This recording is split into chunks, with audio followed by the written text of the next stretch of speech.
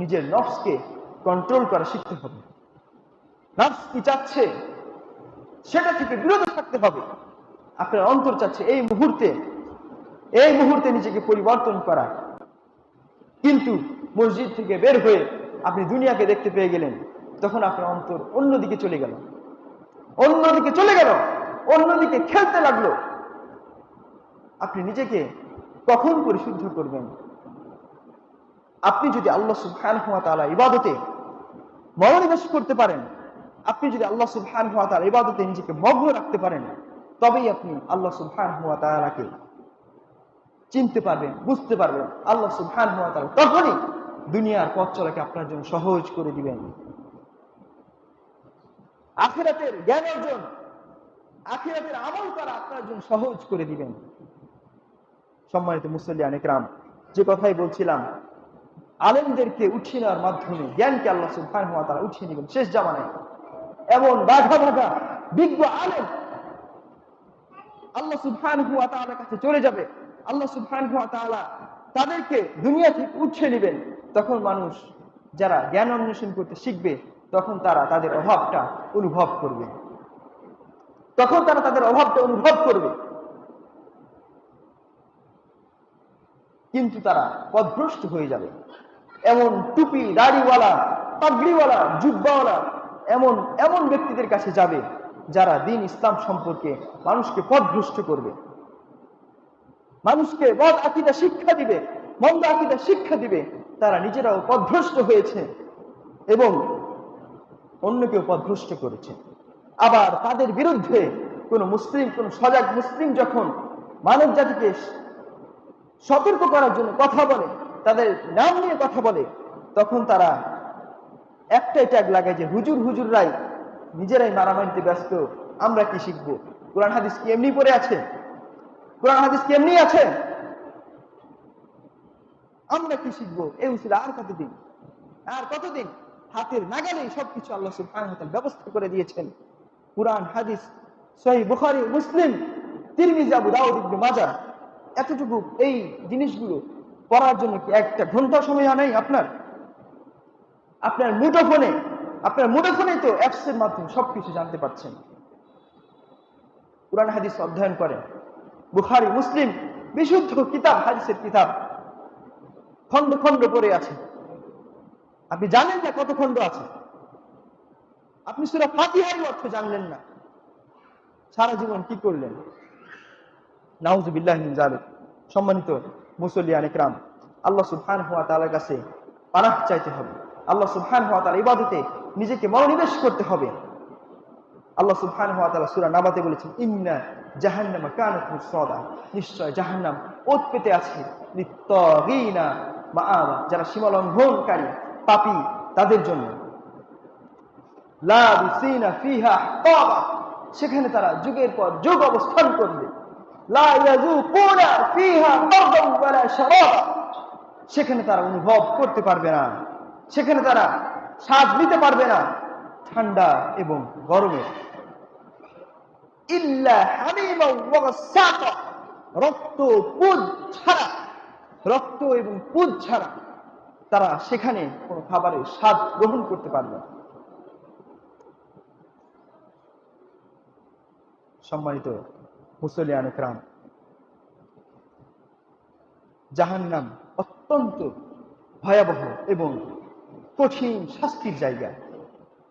আল্লাহ সুবহানাহু ওয়া তাআলা জাহান্নামীদের জন্য এতটা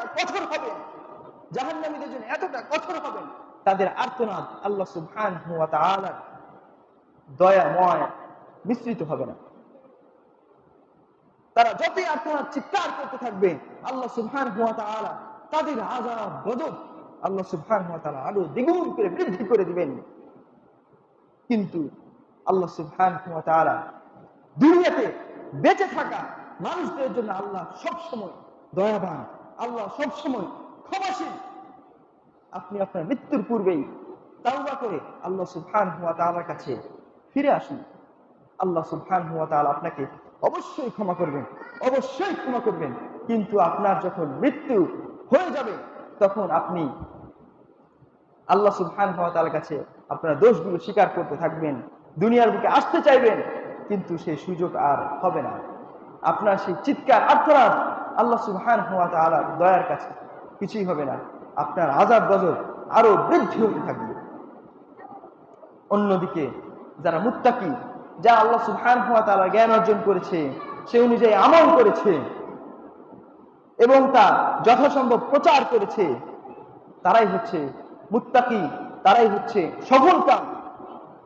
তাদের জন্য রয়েছে চির শান্তির জায়গা, সেই জান্নাত।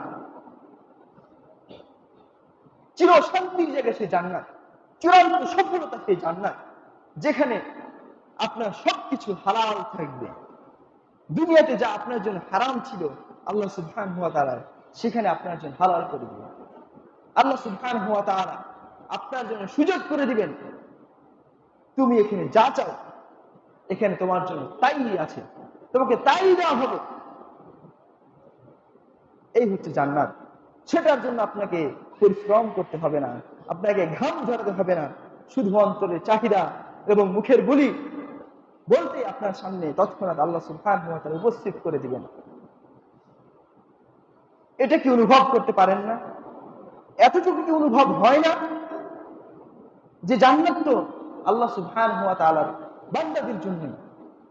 যে বান্দা আল্লাহ সুবহানাহু ওয়া তাআলা ইবাদতে সময় দিয়েছে, যে বান্দা আল্লাহ সুবহানাহু ওয়া তাআলার ইবাদতে নিজেকে মগ্ন রেখেছে, আল্লাহ সুবহানাহু ওয়া তাআলার ভয়ে সকল প্রকার মন্দ কাজ থেকে, পাপের কাজ থেকে নিজেকে বিরত রেখেছে এবং সৎ আমলগুলো পরিপূর্ণভাবে করার চেষ্টা করেছে, সেই তো মুত্তাকি, সেই তো সফলকাম, সেই তো চির শান্তির জায়গা, চির সফলতা, জান্নাত প্রাপ্ত। তার জন্য আল্লাহ সুবহানাহু ওয়া তাআলা মহাপুরস্কার জান্নাতকে প্রস্তুত করে রেখেছেন। দুনিয়ার জীবনটা অনেক কঠিন মুসলিমদের জন্য। যারা ইসলাম গ্রহণ করেছে, ইসলামকে হাতে পেয়েছে, তাদের জন্য দুনিয়ার জীবনটা অনেক কঠিন। চাইলে যে কিছু করতে পারবে না, যা ইচ্ছে তাই করতে পারবে না। এই প্রিজন, একটা খাঁচার মতো, জেলখানার মতো দুনিয়ার জীবন। তবে আল্লাহ সুবহানাহু ওয়া তাআলা তাদের জন্য সহজ করে দিয়েছেন, যারা ইসলামটাকে সহজভাবে নিয়েছে, সহজভাবে গ্রহণ করেছে, সে অনুযায়ী আমল করছে, তাদের জন্য আল্লাহ সুবহানাহু ওয়া তাআলা ইসলামটাকে আরো সহজ করে দিয়েছেন, পথ চলাকে আরো সহজ করে দিয়েছেন। সহজ করার ক্ষমতা একমাত্র আল্লাহ সুবহানাহু ওয়া তাআলা। আপনি যদি এটাকে সহজভাবে না নিতে পারেন, এটাকে সহজভাবে না আনতে পারেন, আপনার কাছে যতই কঠিন মনে হবে, আপনি দুনিয়ার প্রতি ততটুকুই ছুটতে থাকবেন। আল্লাহ সুবহানাহু ওয়া তাআলা বন্দেগী ইবাদত থেকে ছুটতেই থাকবেন, ছুটতেই থাকবেন। এমন অবস্থা আপনার মৃত্যু হয়ে যাবে, তাওবা করার সুযোগ পাবেন না। অতঃপর আপনার অবস্থান কোথায় হবে? আপনি সে তিনটা প্রশ্নের উত্তর দিতে পারবেন না। আপনার অবস্থান হবে ফি নারি জাহান্নাম খালিদিনা ফিহা। সেই জাহান্নাম মর্মান্তিক শাস্তির জায়গা জাহান্নাম হবে, যেখান থেকে মুক্তির কোনো অবকাশ থাকবে না। আল্লাহ সুবহানাহু ওয়া তাআলা আমাদেরকে জান্নাতে যাওয়ার, আমল করা এবং সেই পথ অনুসন্ধান করার পরিপূর্ণ তৌফিক দান করুক। আল্লাহুম্মা আমিন। ওয়া মা আলাইনা ইল্লাল বালাগ।